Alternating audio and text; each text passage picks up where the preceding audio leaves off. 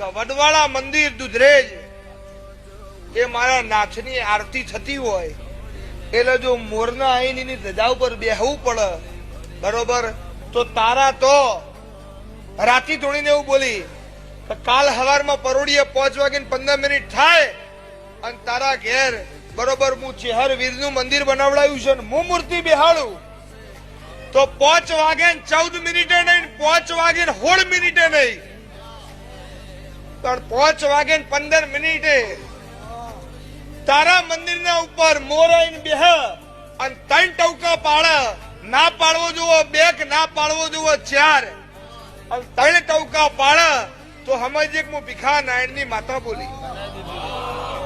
એટલે રબારી મૂંઝવણમાં પડ્યા કે હવે કબૂતર નહીં આવતો મોર શું આવશે?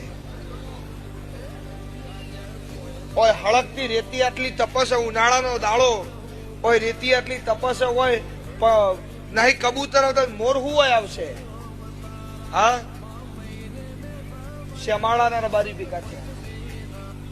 કેવું રાતે વાત ફરતી થઈ ગઈ, પણ વાત ફરતી થઈ ગઈ કહું બુઆજી એવું કીધું કે સવારે 5 વાગે 15 મોર આવે તો જ મૂર્તિ બેહાડવાની, બાકી આ બધું બંધ કરી દેવાનું. શ્યામાળામાં વાત ફરતી હતી, ફરતા 10 ગામના રબારી ભેગા થયા, 1000 લાલ પાઘડી ભેગી હતી. આનમુ પડિયતના મકવાણાની માતા મારા લેખ બનાવવા હતા. સવારે 1000 રબારી ભેગા છે લાલ પાઘડી કે મોર નહીં આવે તો શું થા? સવારે 4 વાગે 4:30 થયા, ભાઈ આવે કે બુઆજી નું ઉઠાડો નહીં યાર, મોર નહીં આવે તો મારા મોર બોલી જાય, મારું શું થા? રબારી ભેગા બહુ થયા શીખ્યા, તો મોર નહીં આવે તો મારું કશું રહ નહીં. દાંતણ કર્યા વગર મારા બોયા ચિંતા ના કરજો, મોર ના આવે ને તો હજુ માતા ધૂણવા મહિનો થયો છે, આજ પછી ધૂણવાનું એ નહીં, બાપો ધૂણવે બહુ છે, આપડે ધૂણવાનું થતું નથી. અને મોર ના આવે ને તો આખા ગામ વચ્ચે તારી માફી મું માગી.